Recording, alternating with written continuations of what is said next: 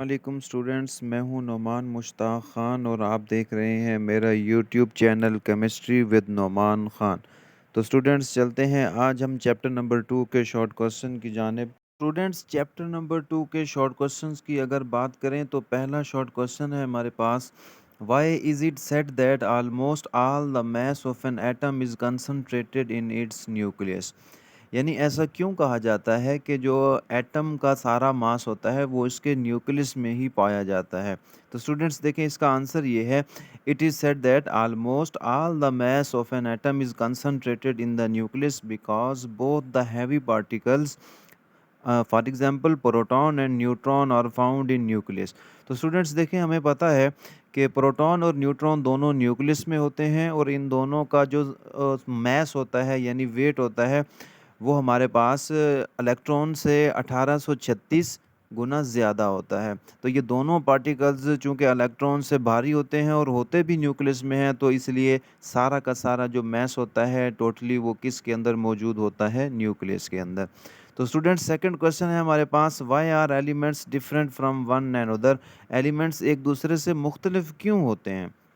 तो देखें स्टूडेंट्स, इसका आंसर है हमारे पास, the elements are different from one another because the atom of one element are different from other atoms of the element because they contain different number of fundamental particles. तो देखें students, इसका answer ये है कि elements के अंदर different number of atom होते हैं और हर एक के अंदर जो बुनियादी पार्टिकल्स होते हैं, फंडामेंटल पार्टिकल्स, वो भी डिफरेंट होते हैं।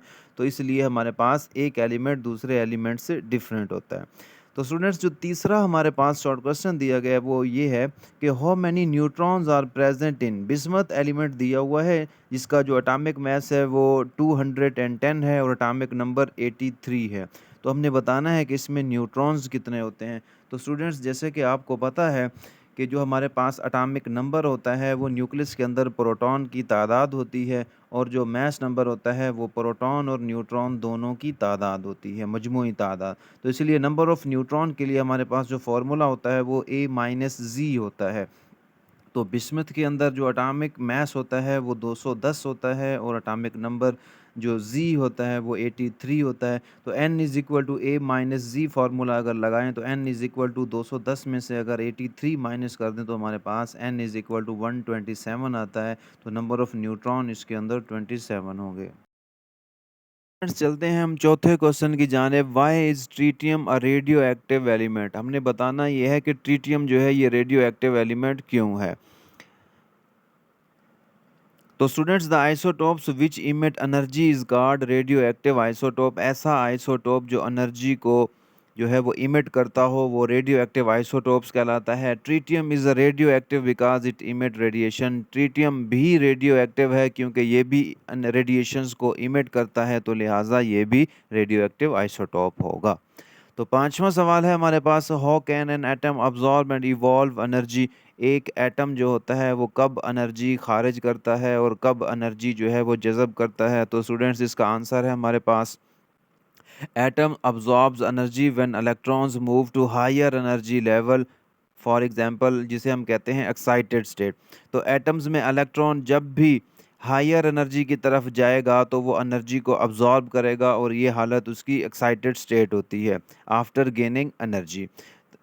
दे इवॉल्व और release energy when electron return to the lower energy level और ग्राउंड स्टेट। यानी स्टूडेंट्स वो उस वक्त एनर्जी खारिज करेगा जब वो अपनी लोअर एनर्जी स्टेट यानी ग्राउंड स्टेट पर वापस आएगा। तो स्टूडेंट्स इसका जो अगर खुलासा बयान करें तो वो ये है कि जब भी इलेक्ट्रॉन्स हायर एनर्जी लेवल की तरफ जाते हैं तो वो एनर्जी को अब्जॉर्ब करते हैं और जब वो लोअर एनर्जी की तरफ वापस आते हैं तो उस वक्त एनर्जी को खारिज करते हैं। तो स्टूडेंट्स अगर आप मेरे चैनल पर नए हैं और अभी तक आपने मेरे चैनल को सब्सक्राइब नहीं किया तो आप मेरे चैनल को सब्सक्राइब करें और बेल के आइकन को दबाएं ताकि मेरी आने वाली हर नई वीडियो आप तक पहुंच जाए।